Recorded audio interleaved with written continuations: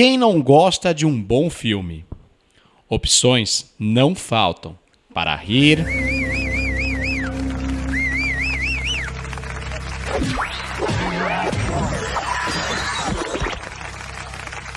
se emocionar,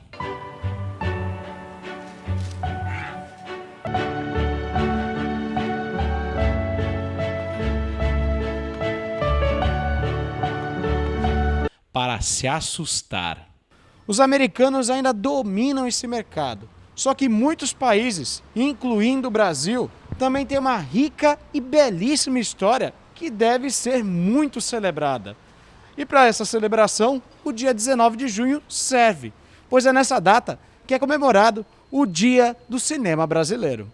A data foi escolhida porque remete àquela que teria sido a primeira vez que foram feitas imagens a partir da tecnologia do cinematógrafo no Brasil no ano de 1898. As imagens capturaram o cenário da Baía de Guanabara, no Rio de Janeiro. De acordo com o ator e diretor Taná Correia, os anos de 1950 foi um dos grandes momentos do cinema brasileiro. Na década de 50, 60, 70, você tinha um filme autoral, né? As pessoas faziam o cinema na força, no berro, não tinha patrocínio de Estado, era patrocínio particulares. Então eram filmes realmente de grande projeção. Em termos da arte, não tinha obrigação nenhuma a não ser com o próprio ideal da pessoa que estava fazendo o filme, né? Aquele que estava dirigindo, ou que tinha conseguido alguns patrocínios de empresas diretamente, sem incentivo de fiscal, sem nada. Taná é uma das referências do teatro e do cinema no país e começou bem novo nesse ofício. Eu comecei muito criança a fazer a parte artística com a minha família italiana, meu avô, minha mãe, minha avó, cantavam óperas italianas, minha tia fazia teatrinho com a gente, minhas tias. Então, bem criança, eu comecei nessa atividade artística. Dos filmes que participou, não existe um favorito. Não tenho preferência por nenhum. Adoro cinema, adoro teatro, adoro a parte artística e tudo que eu fiz com muito amor, com um coração bastante grande e muito emocionado. Então, todos os meus filhos e filhas eu amo. Mas ele aponta os filmes produzidos por outros diretores que marcaram a sua memória. O filme que mais me marcou foi O Cangaceiro, né?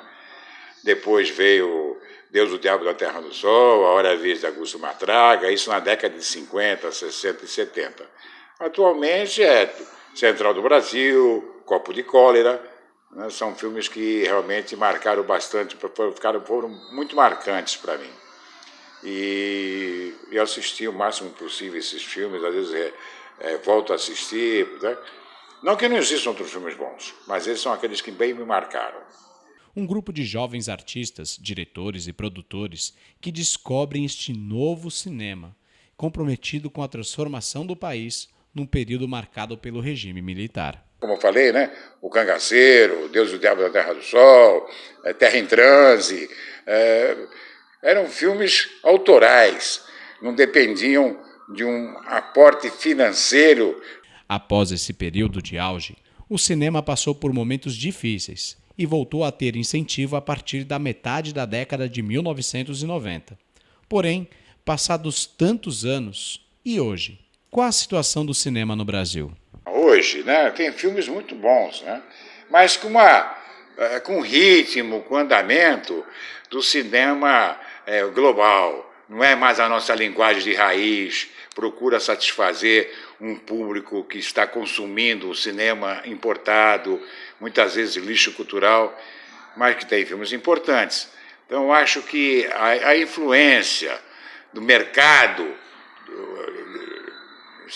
do cinema levou a se colocar um tipo de filme que não é o da nossa raiz, né? É da influência do mercado. Então, o cinema americano é um cinema que vende no mundo inteiro, então que hoje os produtores e direções fazem é se adequar a esse processo, o que não é ruim, mas também não é bom.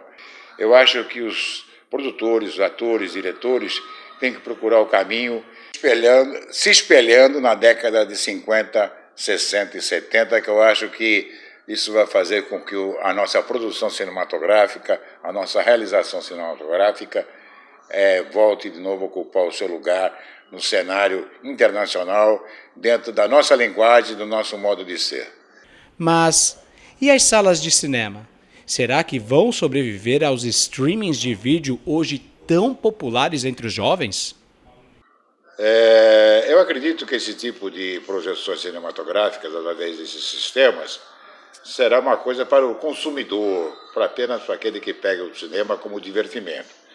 Agora, aquele que ama o cinema como arte, ele vai precisar da sala, vai precisar do telão, vai querer ver isso. Não serão cinemas tão grandes, serão salas íntimas, mais íntimas, né, cine-arte. Mas eu acredito que para o público consumidor, o amante de cinema vai continuar indo ao cinema.